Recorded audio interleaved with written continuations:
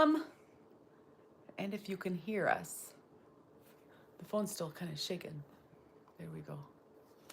All right, guys, today we're talking about getting some advice and using it on one donkey and it works great, and then use it on the next one and it doesn't work worth a darn. And that happens in real life, guys.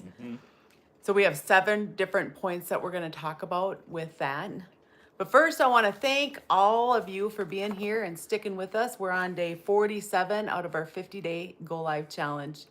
So we're going to do Christmas Eve, normal time, and then we're going to do Christmas morning at 10 a.m. Yeah, I think 10 a.m. would be good. Yeah. Yeah. That way, everybody who's meeting, we used to always just meet at 2 o'clock was kind of our thing to eat. So thank you guys for being here and for making comments and sharing your stories, asking questions, all of that. We really appreciate all of you guys. So today we're talking about something that I know almost every donkey owner has experienced at some point. You follow good advice, solid advice, and it works beautifully for one donkey, but completely falls apart with another. That doesn't mean that the advice was bad. It doesn't mean that you did something wrong, and it definitely doesn't mean that your donkey is just being difficult. Typically, what it is, the variable, is just something we don't notice within our donkey yet. So today we're going to walk through the 7 different situations where this happens, the same advice and different results. Here from Buffalo, Texas. Hello, Texas. Yeah, welcome. We were given 4 donkeys, 2 separate pairs, just learning about them, have gotten 3 haltered, but one is tough nut to crack. Love the treats, but won't let you touch her. All right, well, it looks like you're making good progress then, and having one that's slower, don't sweat it. You're gonna keep asking questions that they can say yes to. Yep. And then when they can say yes well to that question, then you'll ask a new question. And I have a lot of videos out there about haltering, because that's something that, well, we have to do a lot, teaching them to halter. Yes, absolutely. And hang in there, Texas. You know, for us, we've got a load of donkeys we got last week. And some we can halter already. Some we cannot touch with a 9-foot stick. Yeah. So they're all different. And if you've got 3 out of 4, you're doing really good. So patience. A lot of patience. A lot of patience. They'll get there. That holdout donkey will get there. We talk, I think you might be new, at least I haven't seen you comment yet. And we talk a lot about Squirrel. He's a wild donkey that was 21 years old that we called Squirrel. And that donkey took 6 weeks before he got brave enough to eat out of my hand. That's a long time. Like, we had other ones completely picking up their feet and like doing almost everything. And he was like, nope, I'm too scared, right? So when they're scared, we need to honor that and really help them work through it. Yes. You know, we've had other donkeys. What was this? Not Joe, but Poncho, or remember the 2? Cisco and Poncho. So we called them at home Don and Joe, but their names are Cisco and Poncho on YouTube. Which was the little one? Joe. Joe was he Poncho? He was Cisco. Cisco. This donkey, Cisco. What was he, 17 years old? 18. 18. Very stoic. Yeah. He was with a load of 7 donkeys, and man, he took forever. Of the people in this world who know me, I'm known to be extremely patient by my coworkers, and I couldn't do it anymore. I'm like, MaryJo, no, let's just have like someone turn loose with their goats or something. He's never gonna get there. I mean, I was at my wit's end, and so when she takes pride in being stubborn, I'm sorry, very dedicated. Very dedicated. We'll sugarcoat it. Very dedicated. And she hung in there with that donkey for a week or 10 days. I had been like, win some, you lose some. But she stuck in there, and he eventually came around. He never was like the cuddliest donkey. Nope. But he did come around. He could he could halter, pick up his feet, lead, load in a trailer, catch him without a rodeo. We trimmed all 4 of his feet before he Yeah, left. we actually trimmed his feet. And for a little while, when we got to his feet area, you know, it was going slow. We were trying to push it along, and we tried a way that worked with a different wild donkey, and he acted like he was going to kill me. Yeah, I mean, again, in the same batch of donkeys, Mm-hmm. the little dark colored ones. You wanted to call them Heckle and Jekyll. Those pair of 3-year-olds, all the names blend together. Blackjack and Joker. Yes, those two kids. And the same amount of time it took to get first touch with this donkey Cisco. This is from the same batch. They came off the trailer at the same time. The other two were already wearing a pack saddle and being pulled, being led by a horse. That is, and it was, they're just vastly different. So the moral to that is what we try to do is really pay attention to how they're feeling and honor how they're feeling and slow down to where they're at. And it's the hardest thing to do because we want to do what we want to do yesterday. And it really is. To slow down to where they're at means you may have expectations, especially the folks in Texas who they got 4 donkeys and 3 of them are doing or meeting their expectations or haltering, and then they got the holdout. It's really hard to temper your disappointment or frustration or impatience. And quite literally, I have to remind myself that every day. I have to meet this donkey where it is at today. Right. So you got 4 donkeys and 3 of them rocking it and one of them hanging back saying, I don't know if I trust you. Yeah, which you're doing pretty good. 3 out of 4 is pretty good. Yeah, totally. Now, one of the biggest reasons that the advice will work for one donkey and not another is their past experience. And whether they're wild or domestic, they have past experiences.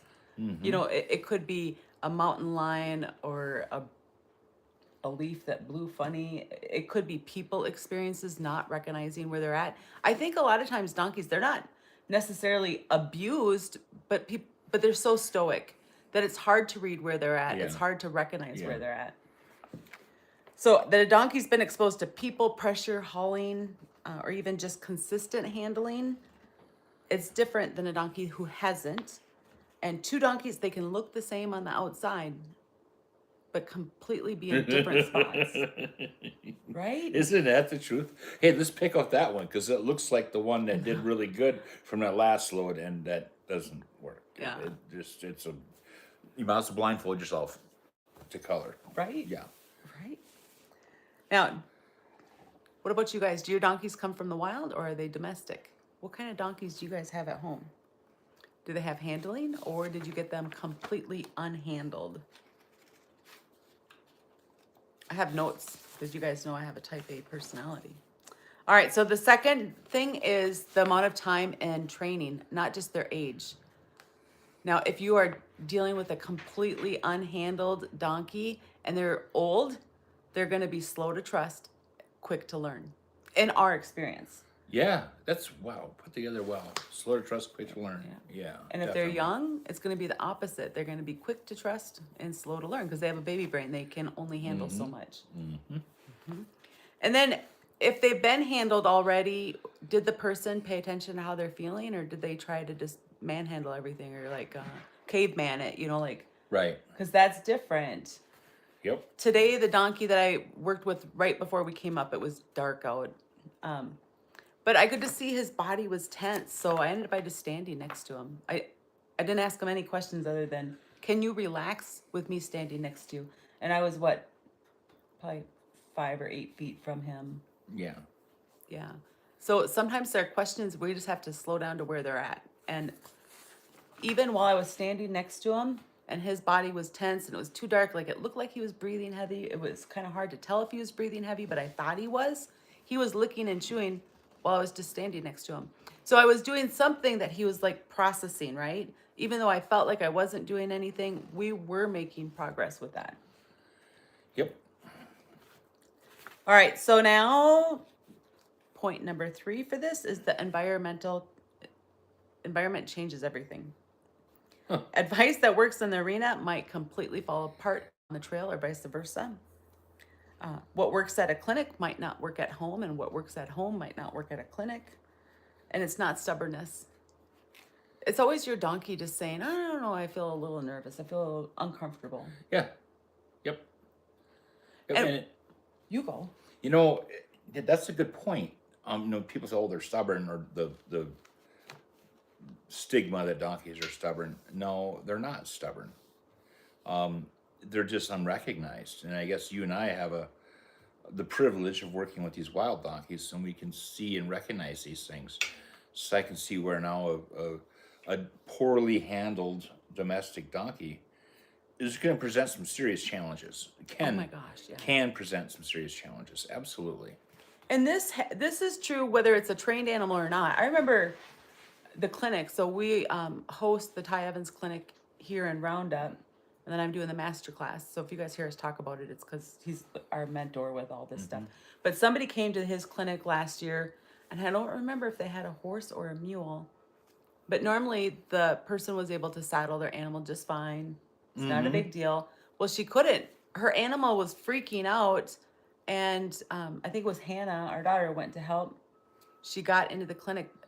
And at that point, your animal is too nervous about its new environment. You just have to back up and meet them where they're at. Yeah. And it's so hard to do because we're like, well, you do this at home. Why can't you do it right now? I remember that lady. I felt so bad for her. She was so excited to get into that clinic and be on time. And she got there on time. And the environment changed that horse's old reliable's attitude to where it was a challenge for her just to even participate in the clinic. And once she got in there, it went well. Yep. Yeah, but we've all been there. But she got defeated and she didn't come back. Did she really? Yeah. She felt defeated.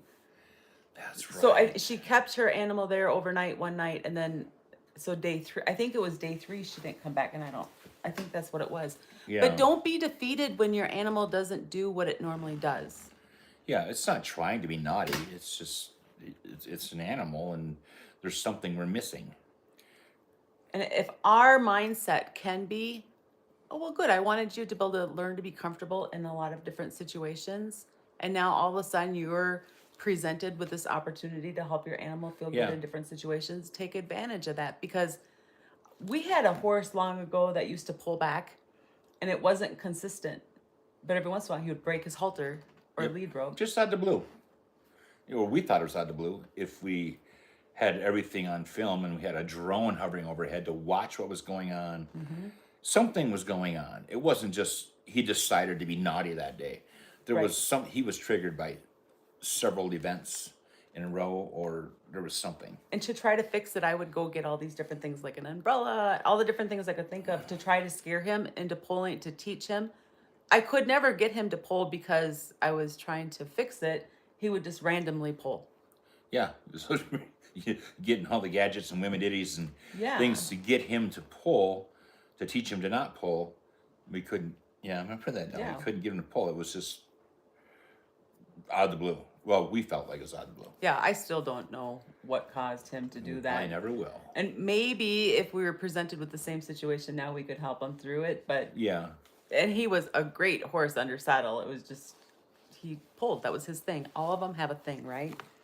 Okay, so backing up to meet them where they're at, even when it's so hard because they would do A, B, or C in a different environment. A new environment changes everything, and they need to feel safe. And even a horse or a mule has to feel safe. It's not just a donkey. So the 4th point, remember we have 7 of these guys, is clarity versus confusion. A lot of the time we think we're being clear, but the donkey doesn't understand the question.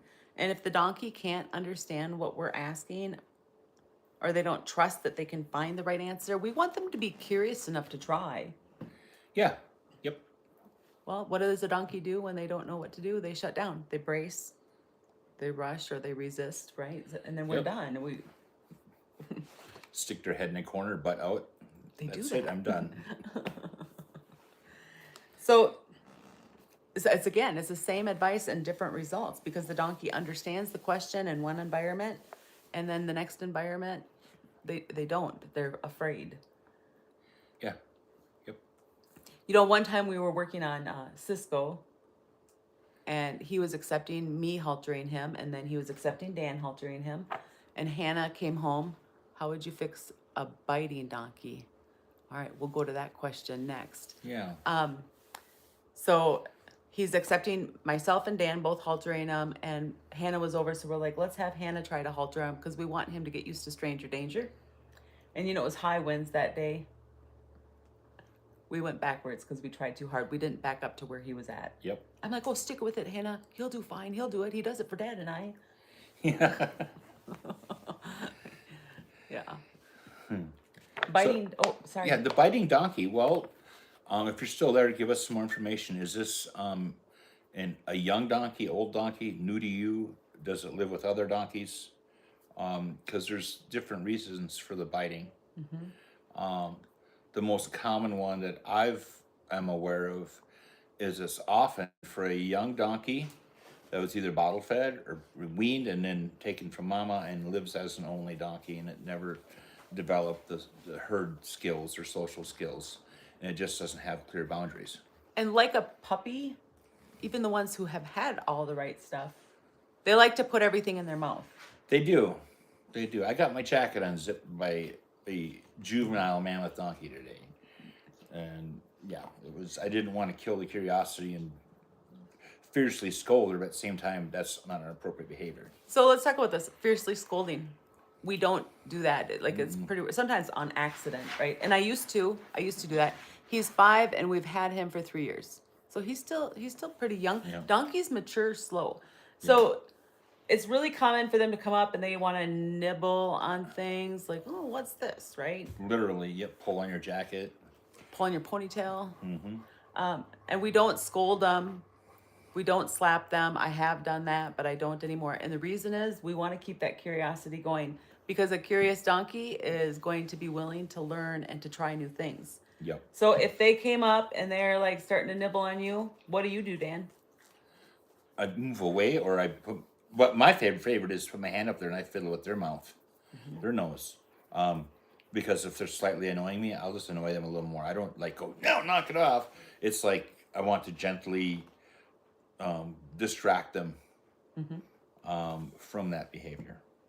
I do the same thing. Sometimes I might rub their muzzle a little bit, like briskly, or, and it kind of depends on how forceful the donkey is being too. Like Holler, she she was not started with somebody who knows about animals or equine. So she would actually grab my ponytail and pull me backwards, or my hood from my jacket, she'd pull backwards. And I would just turn, I might block her. Sometimes I would get annoyed and I'd be like, knock it off. But she doesn't do it like she used to. Right, she's improving. And we've managed to, we've kept her strong curiosity. Now, with that curiosity, it's more when you halter and take the halter off. But it's like he has to put the halter on to go for walks. When you put the halter on. So, has he actually bit you, or is it more like he's fiddling with your hands? You know he's going to do it. Sometimes I have them when they're nervous, they'll step into me. Like a donkey will try to kind of protect themselves with their head, and I don't think a lot of people know that. So if I'm like haltering and they're a little uncomfortable, they'll actually start to push into me. He likes to be haltered. So I guess I'm going to keep my hands out of the way, or whatever body part. I'm going to position my body to kind of block him from biting me. Yeah. And then I would really try to figure out if he's doing it to be playful. He bit me just once. Okay. So I would try to figure out if he's doing it to be playful or if he's doing it because he's nervous. And they are playful. I mean, Super today I spent 8 hours in the pens and out in the wild, I guess we call it the warehouse. I was watching geldings wrestle and bite each other all day long and their buddies. So sometimes... And remember the little girl, when I walked away from the little girl, she pinned her ears back and she's like coming after me. Yes. That was not anger. She was like, I want to play. I want you to hold me.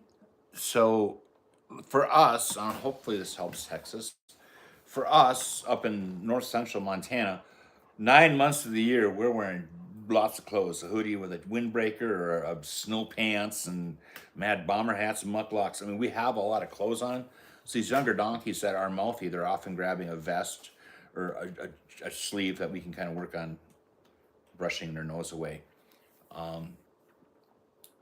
We haven't had any bear skin. We've never been bit on the bear skin. You said that the donkey likes to go on walks. So I guess another thing that I would do if I had a donkey that was kind of bitey or nippy when haltering, I would spend some sessions, like 15 minutes or so, and I would just go in there and take the halter, put it on, take it off. Yes, 15 Take it minutes of on. on and off, on and off. Are there treats involved when it appears Mr. Donkey might bite you? So we use pay, we call it pay because we don't give it to him just for being cute. We use rolled or crimped oats, a low starch grain, or Timothy pellets. They don't do well with like extra protein or like a lot of starch, right? Because they get fat so easy. So we use pay when we're doing stuff, and there could be some pay, like let's just say you were using sweet feed, which I do not recommend. There could be some pay that they're like so excited to eat that they're gonna be like coming like, oh, I gotta have your food. I want it so bad. Too high a value. If it's too tasty, with Mustangs, when we bought sweet feed for the Mustangs, that backfired because it was just too good and they would freak out. They just got obsessed with that. They still liked oats, but it wasn't like the sweet feed. It was like too good. So if you're using treats, it could be too high value. I'm not opposed to using treats, but there are some times where I'm working with the animal, I'm like, it's not the right thing for Right, you. So right. then maybe it's a neck scratch. But I would work on putting that halter on and off. I would use my body to block them a little bit. I would not hit them or anything. I would play with their muzzle back. And then just be consistent with it because it's not going to change overnight. Right. And just make sure you're haltering from the side facing forward so that you can block their head if his head comes around too much to take a nip at you. Yeah. Hope that helps. And then remember with the point that we were just talking about is clarity versus confusion. We want our donkeys to totally understand what we're asking, so we need to be consistent. And that goes with an animal that is being mouthy or biting. I know he's going to do it, so I'm used to it. Thanks. You're welcome. All right, so now the fifth point here is physical comfort and tack. And this one gets overlooked a lot. Why not sweet feed? Yeah, they do love it. They Yeah. absolutely love sweet feed. They love sweet feed, and it's not a good supplement because it's too rich. For us, we don't like to use it for training because it just tastes too doggone good, and they become obsessed with it, and they tend to lose focus. So it's like on a scale of 1 to 10, 1 being dirt, 10 being sweet feed. We want something like about a 6 or a 7, something they don't get obsessed with it.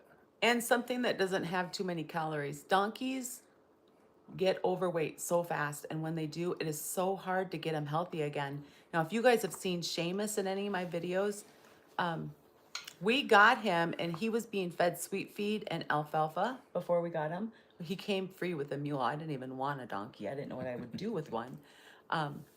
And Penny, the mule that you got, she had started to get, it looks like a rack of ribs on their sides. She had started to get that, and Seamus has really big racks of ribs on his sides, and I've never been able to get it to go away. Yeah, there's a thing. Yeah, that there was a wonderful lady who loved this mule and this donkey to death, but she was killing him with kindness, unrestricted alfalfa and a lot of sweet feed. Somebody else says they use Packer cubes as treats. I've heard of that. I haven't Yeah. used them, but that's a great treat. Yeah. That's a high quality treat. It isn't covered in molasses. It's not too high a value to the donkey, but it's good enough that they'll work for it. Yeah, absolutely. So tack is where we were at. So let's just say your tack, it fits okay enough, but now you're on uneven ground or going down or up the mountainside. Well, if it was only fitting like good enough, but maybe it kind of pinches sometimes, that can cause them to act differently from one moment to the next. Absolutely. Tack is a hard one for donkeys. Now we did a saddle video with Reed Veit from Reed Veit Saddlery, And he did a good job explaining how a saddle is different for a donkey or a mule compared to a horse, side by side. So you guys totally want to check that out. But making sure your tack fits properly is huge. All the way from the bit to the britchin, breast collar, all of that stuff. Absolutely, absolutely. Make sure you spend some time. If you have a new donkey and a new saddle, and you're gonna ride this donkey, spend a lot of time tacking up. You know, over days and weeks. Make sure that everything is comfortable and fits properly. You don't have a rocking saddle, and make sure your donkey, because if it's a green donkey that's never been broke to ride, make sure everything's fitting properly. Absolutely. And work with a professional to get your stuff good. Do you blanket your donkeys? So No. we now have like 30 on the property. I don't have that many blankets, guys. Now, when it was just our own personal animals, we had like 3 of them. We would blanket, and the rule we would follow is if there's freezing rain coming or like well below 0. Yeah. Not even a little below 0, but and then if it like, you know, maybe you don't get out there right away to take them off. The rule was if it got to 30 degrees, those blankets were coming off because we don't want them to lose their winter coat. Right. And a good chunk of our time, we had a property that at Brookings did not have a shelter. So we took the blankets very serious there.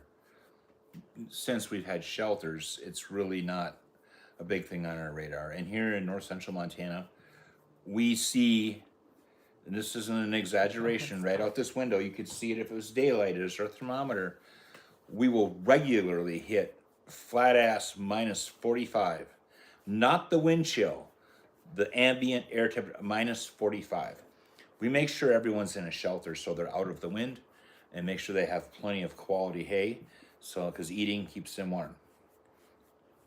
Yep. So when we're having that extreme weather, we don't do it all the time, but when we have that extreme weather, they have more like unlimited food to Yes, eat. yes, yeah. To be clear, yes, Hay. absolutely. Unlimited hay, all you can eat hay but fake, and make sure and be vigilant.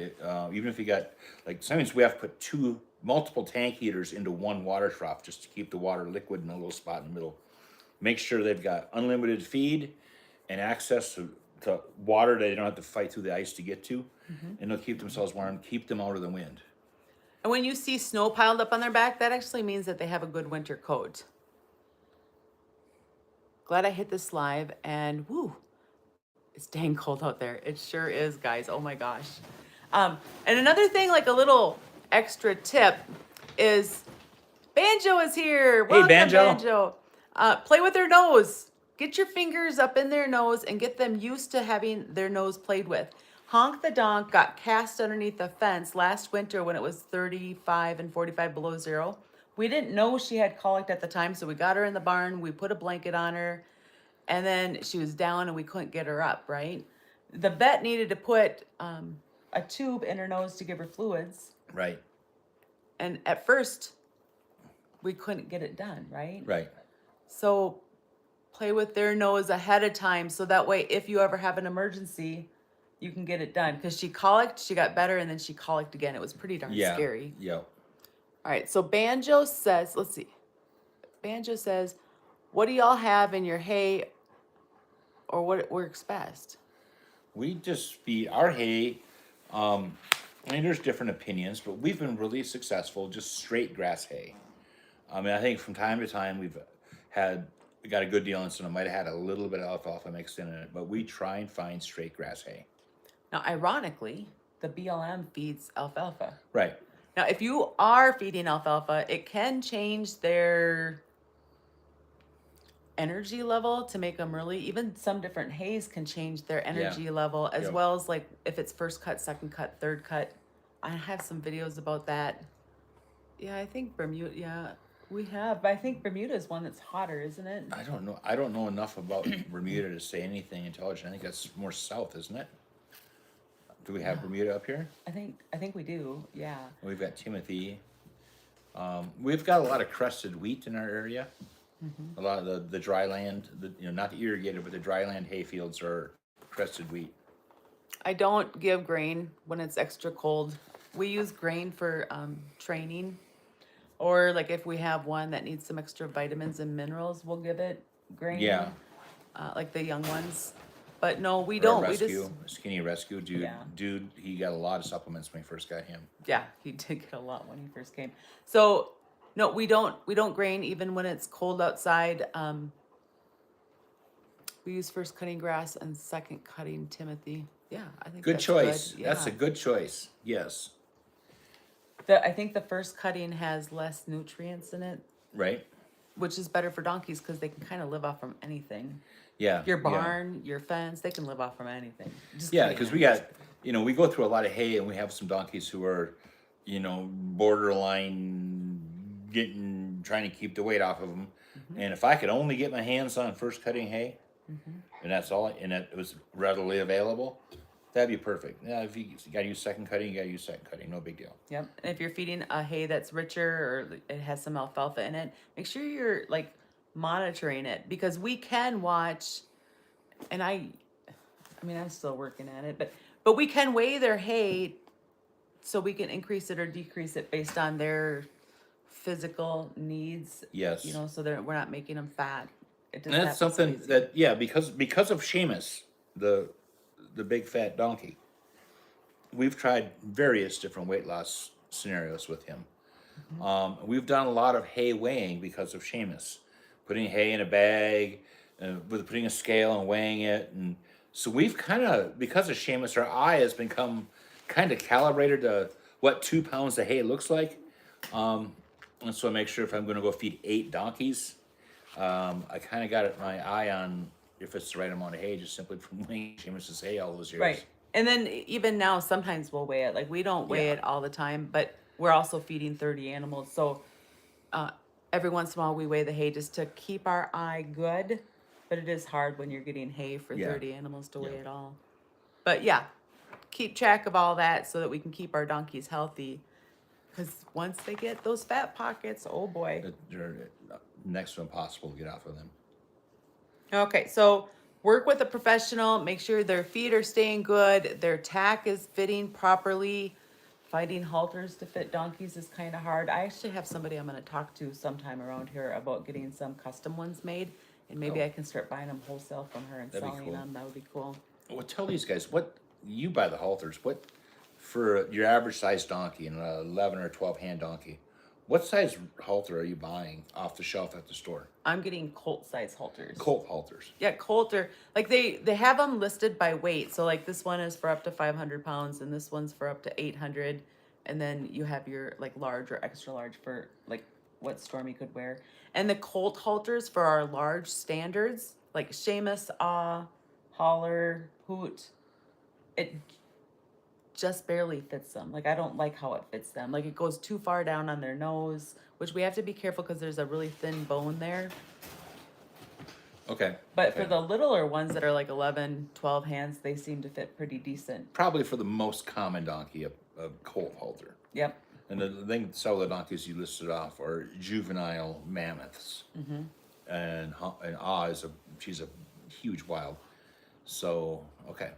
Good stuff. And like those guys, those 13 hand donkeys, they're like in between where the colt halter is kind of too small for them, but then like a regular halter for a horse or a mule is a little bit too big for them. So it's hard to find the right size for them. All right, so point number 6 for this, your donkey acts different. The same advice. One time it works and one time it fails, right? So consistency from the human. Are you releasing at the same time on a consistent basis? Are you making the reward, like the release of pressure, big enough to help them understand that they found the right answer? Is it really the exact same way it worked the last 3 times? Or did you change something a little bit? Is there a shortcut? Did you add something? What's different? And it's okay to play with things, to add it, or, like, because that's kind of how we learn, right? Absolutely. So don't be afraid to make a mistake, but pay attention to what you're doing so that you can be consistent. We want to be as predictable as we can be for them. Yes, they love predictability. Yes. If you could forward them an itinerary before you began your training session, they'd probably appreciate it. You know what else is for consistency from the human? If we come in and we're kind of like, hi, how are you? Versus, hey, how are you doing? Our energy affects them. Mm-hmm. So if we want them to be like, move it, we need to increase our energy. Absolutely. You know, on that topic, you know, I learned so much just because we're forced to think and because we're talking to all you folks. I've noticed with this group of wilds, because we have a lot of donkeys, guys, that I mean wild ones, not just our own. I've noticed this week, if I have to go to two pens over, so I'm just passing through a pen to get to another pen, but that pen has a donkey on it. That donkey, like a little black one, if I'd have gone in and kind of angled and quartered towards her, she's gonna go up, her head's gonna go up and like, oh God, what's she gonna want to do now? But I was just walking past her to get to the pen with the black nose donkey. And it's kind of like, well, what? I thought I was a big deal. Hey, what about me? Next thing you know, she's following me the other end of the pen because I kind of blew her off because I'm like, you're not my intended victim. I'm going to that pen. And so it kind of sparked her curiosity. Remember, I was grumbling a little bit about like, well, I'm not getting the curiosity I'd like to see at this point. Getting impatient. I want curiosity. I want it right now. So that was curiosity I saw at her. She's like, because I worked with her so much today, off and on. So with consistency, it's us paying attention to them, right? To notice those things that it's so easy to overlook. Yep. And that donkey, she ate from my hand today. Yes. Yeah, well, not to talk shop, but we're gonna. I worked with this donkey 10 times today. Probably 10, 15-minute sessions. With a long break, a half-hour break.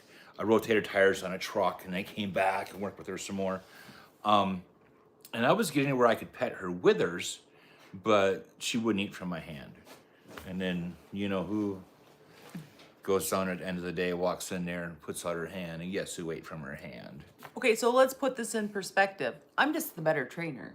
Probably, Oh, no, I'm I just guess kidding, so. I'm just kidding, I I'm just guess kidding. so. It took a half hour for her to eat 2 bites out of my hand. That's how long it took. Okay. Oh, that's right. You were already down there. I showed up and I look over and there she's eating from her hand. I'm like, yeah, Yeah. whatever. What about my other? What about me? So remember when we talk about patience, I would put my hand out, she'd look at it, and then she'd turn and she'd walk around in a circle. Then she'd come back and I'd like scratch my jacket to get her to look at me, and then I'd be like, I have some food. And then she'd kind of look at me and I just put my hand back in my pocket. Like this went on for 30 minutes. The only question was, will you look at my hand? Like, does that just seem crazy that that's a question? Texas, you guys are working on haltering that last donkey. Getting curiosity from them can be so hard, but it makes everything else so much easier. Yes, and at times it can try your patience trying to generate that curiosity. But every donkey is capable of becoming very curious. Yeah. There's, when we're working down there, so the dark-nosed one, I'm rubbing him with the long stick now for like, yesterday it was 4 seconds and today it was like 7 seconds. And I could have started creeping up that long stick so I was getting closer to touching him. But he kind of looks to me like maybe he's froze up inside. We don't want to teach them that the answer is to go inside internally into your own little world and just be afraid and get over it. We want to help them take a breath and relax. Because if we do everything when they're frozen inside, we're not going to create a curious animal or an animal that has good coping skills. Right, it's just standing there, it's grinning and bearing it and just tolerating it. It's not really a growth moment. And at the end of today's session, he took 2 steps towards me, I think. Yes. I think maybe He had a great session because she moved him to a different pen. But before she did that, she put a little dish of food in a little of oats in the center of the Mustang pen. And she opened the gate and she went around behind him to chase him into that pen. And as these wild donkeys all do when they're new, they're like, oh my God, let's going to run to this next pen. And he goes running into this pen. He sees the tray of oats and he locked up the brakes. Yeah, he slid like a reining horse and stopped with that dish between his feet and started eating it. It was hilarious. Yeah, it was pretty funny. I wish we had that on camera. I'm like, must have been a good session because if he was wrecked, if he was used up and shot, he never would have stopped for the oats. He'd have been just went to the other corner and pouted. And pouted, yeah. So whenever your animal is relaxed enough to eat, eating for them is self-regulating. It's helping them develop coping skills, which is going to lead to curiosity. Yep. So we need to be consistent with that and trying to recognize where they're at. I worked with another one today, and it was dark out at this time. We're calling him Red. Well, because I think he looks red. He's red. He's orange. He's orange and red and orange. He's got a blonde mane. Looks like Billy Idol. He does kind of look like Billy. Yeah. He's like beefy, not fat. He's just like he looks I formidable. wouldn't want to fight him. No. No, he looks like yeah. He should have like a spike collar and like an earring or something. He just looks like a pirate donkey. If donkeys had pirates, it'd be the orange one or the red one. Oh my gosh, Yeah. that is too funny. So I'm working with him, and yesterday we worked on. Is today my second session with him? Yes. Okay. So yesterday we worked on Will You Look at Me? And today I got out the long stick. So for like 10 feet away, I just take my long stick and I make a silhouette of his body. I'm not even close to touching him. And he looked to me like he had his butt tucked under a little bit. He looked tense. He looked like he was breathing heavy, but I couldn't tell for sure because it was too dark out. So I did the silhouette with him like 3 times, like during a 15-minute session, and the rest of the time I stood next to him. And then I took big breaths. I was trying to help him relax with me standing next to him, 10 feet away. Did he ever blow? No, but he licked and chewed 3 times. Okay. Yeah. So these are brand new donkeys, guys. They're wild. I think he's like 5 or 8. He's either 5 or 8. Yeah. And so that's what sessions actually look like. And I haven't been recording the sessions too much. I got a few little clips today, but I'll get some more. It's just, it gets dark so early. Yeah. It's hard. Yep. But a session today was standing next to the donkey. That was the session. I did influence where his feet were, so sometimes he had to walk it off. And so I'm using my body and my angles to get him to stop, right? And get him stop broadside along the fence so he's not facing his butt or his head towards me, right? So I did influence that. That was a big question to him. He couldn't handle any more today. That was it. But that's a big session. What they gain from something that sounds so boring is a key part of that foundation in the gentling process. Absolutely. And then hopefully he's able to like relax enough that he's not going to start holding it in like that black one. The black nosed one, he looks like he's holding it in. Sometimes he'll kind of toss his head at me. I think he's telling me to get away from him. Yes, that's funny. I don't know what. We'll have to watch some Warwick Schiller or something because that donkey is just constantly tipping his nose at her, like back away, Yeah. or like if you're like deer hunters out there and a white-tailed doe thinks there's something in that brush pile or in that tree, you'll also bob their head like that. Now I don't know if he's trying to get you to move or if he's trying to smell me or changing his eye so that he can understand me better. I'm not sure, but he did smell my long stick a couple times today. Okay. So that's a little bit of curiosity. Oh, quick funny work story today. Because she has a real job during the day. So I've been out at the barn all day and working, only bouncing between 2 donkeys really, trying to get those 2 caught up. We do have 2 of these wilds that are just an anomaly. They're like they escaped from a petting zoo. I mean, haltered on the second session, and now if you have to go through the pen, it's going to take 10 minutes because they're going to get in your way and make you pet them and pull on your jacket and do all this baby donkey stuff. And MaryJo said, well, did you work with those 2 today? And I'm like, no, I petted them, but I was working on these other guys trying to get them caught up. And she pointed out, well, we're going to try and get them moved out of here within 30 days. And we got to get to work on picking up feet, and trailer loading is a big one. And literally, she just brought that up, and we're standing there. And in the pen that these 2 donkeys are in, we have a training trailer, an old junky trailer that we don't use anymore, as part of the pen. And the door's always open, and we use that for trailer training because we go through so many donkeys.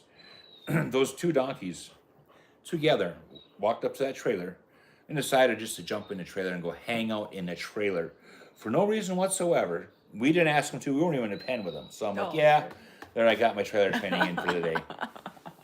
And then they went in there with you in there too, right? Yes. Well, one followed me right in there so I could scratch her ears. Mm-hmm. And the littler one, she started to, got her feet up in it. And then it's like, I see a squirrel, and she went and did something else. Consistency from the human.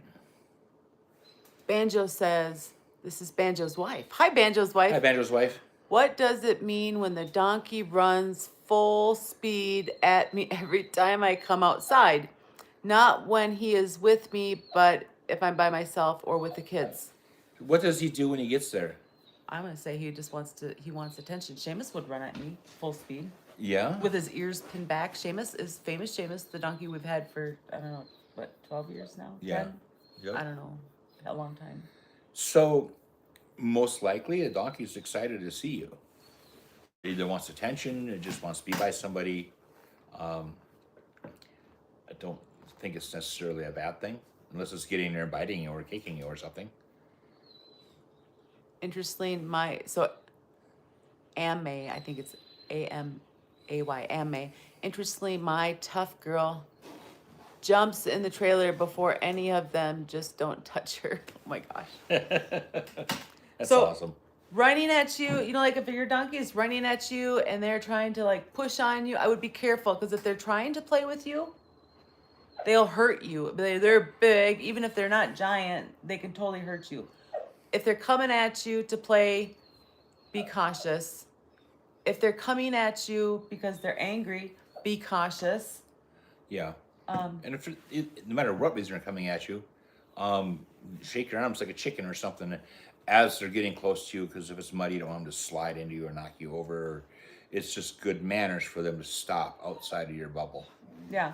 Mm-hmm. All will chase after me Mm-hmm. if I have oats.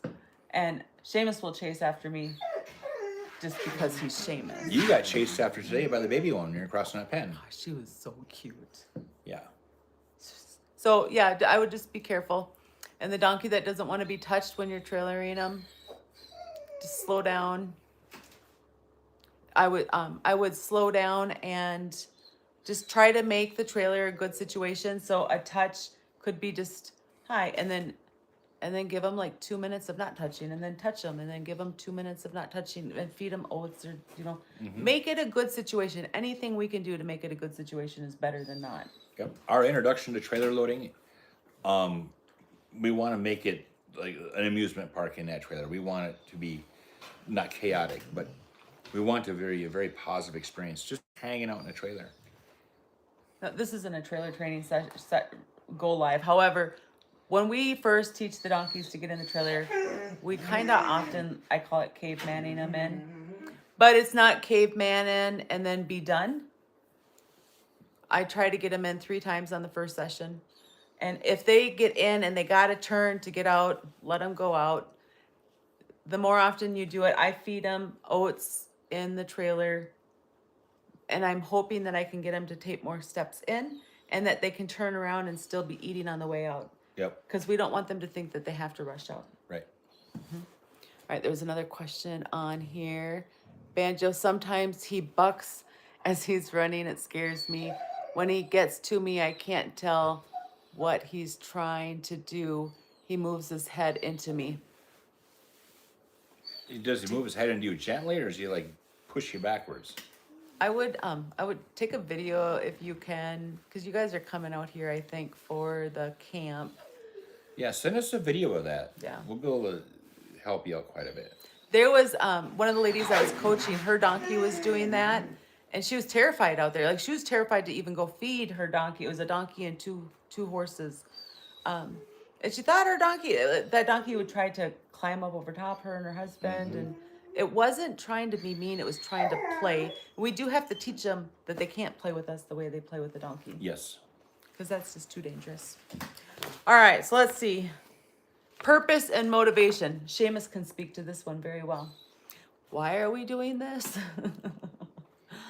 So you might notice that, like, maybe you're in the arena and your donkey gets really pokey, and then you're out on the trail and they're like cruising along, right? Donkeys really want a reason to do what they're doing. They need to understand the purpose and that it makes sense to them. And then they're going to be more willing. I think when you're in the arena, it's hard because we maybe are without a focus. Yes. What do I do now? Right? You can throw some obstacles out there, or some barrels, or some cows. And then now you got something to focus on, and they can pick up on that. Absolutely. Absolutely. And some are going to be more willing than others if they don't feel that focused. Yep. But I have experienced a lot where I think that my donkey is so tired that they want to lay down. But once I get better focus on what I want to do, then it's like it improves all of a sudden. It's like, oh, you weren't tired. I thought you were. All right. So some of these questions that are coming up, guys, that's exactly why we have coaching in the memberships. So with our different membership tiers, we have one that's like supporting all the different donkeys that we have here. And thank you guys all so much for your support. Then I have another tier that has extra videos. And with some of those videos, what I'm really trying to do is to make really short little videos. So that way you could be like, okay, I want to work on this task. And then you watch this really short video that's under 3 minutes and you go practice that task. Because otherwise it can be like lost. If I have a long video that's, 15 or 30 minutes or even longer, it's like, what minute was that at, right? Right. And then we have coaching. So we have a couple different tiers for coaching where you're going to send me videos and then we're going to meet one-on-one on the phone for a lot of you guys, right? Because you guys are a long ways away. But we'll meet on the phone and we'll go through it and I'll send you videos back and give you like instructions on what to do next and what to try next. So we're here to help you. When I'm coaching somebody, Dan's often involved too, because I'll be like, check out this, right? And we'll talk about it and come up with a plan to help you guys. Sometimes we're too close to the situation to see what's right in front of our eyes. Like that totally happens sometimes. So having another set of educated eyes can really help. I'm planning on coming up to y'all possibly with friends. That's awesome. And we're going to be releasing, we got the dates figured out. I should actually email it to you now. I have your email. We have the dates figured out. So we're going to have some 5-day clinics that are going to be for gentling a wild donkey. And we'll have like a camper, nothing fancy. We'll have a camper here so that way you got water and everything. Yeah, your own camper. And then we'll have some shorter 3-day clinics that are going to be for like donkeys that are already trained. Yep. And we're going to be working on like whatever's next for that donkey. But the 5-day clinics are going to be more for a completely wild donkey. Exactly. Yeah, real quick. The 3-day clinic, bring your donkey you already have that you will already halter and get into a trailer and participate hands-on with MaryJo and myself on the 3-day clinic. Mm-hmm. And then the camp is pick out a donkey from the pen. Yeah. And that's your donkey now. And then we spend the next 5 days working with you, getting to know that donkey, and we'll get you as far as we could possibly get in 5 days. So you've got a good handle and understanding on your donkey. And obviously that's going to include some trailer training because you have to bring it home with you. Trailer training goes fast. Yeah. It has gone fast Mm-hmm. for us so far. For the 5-day clinic, there's only going to be two people, right? So that's going to be small. So we're really giving you guys a lot of one-on-one. Yeah. And then the 3-day clinics are going to be a max of 4 people. So again, a lot of one-on-one. So I will be getting those dates. You guys can like message me or send me your email and I'll send you out the dates so that we can start getting that stuff planned and people on the calendar. Let's see. Now, we are certainly glad for all of you guys being here. We really appreciate you guys. Yeah, you guys have been hanging around for about an hour now, so thanks for sticking with us. This is the longest go live we've done. Mm-hmm. Oh my gosh. But you guys had lots of really good questions, right? Like real life. Yeah, great questions. Yeah. Great questions. So when advice doesn't work, there's more ways we can help you guys to see what's not being seen with yourself or your donkey, because we've all been there. We all have things go sideways. We have a Yeah. puppy getting restless over here. Yeah. So We're gonna have to turn somebody loose. you're welcome. We will be back tomorrow at 6:30, and then on Christmas Day, we're going to go at 10 a.m. You guys have a great day, and we'll see you tomorrow. Thanks a lot. Good night, guys. Good night.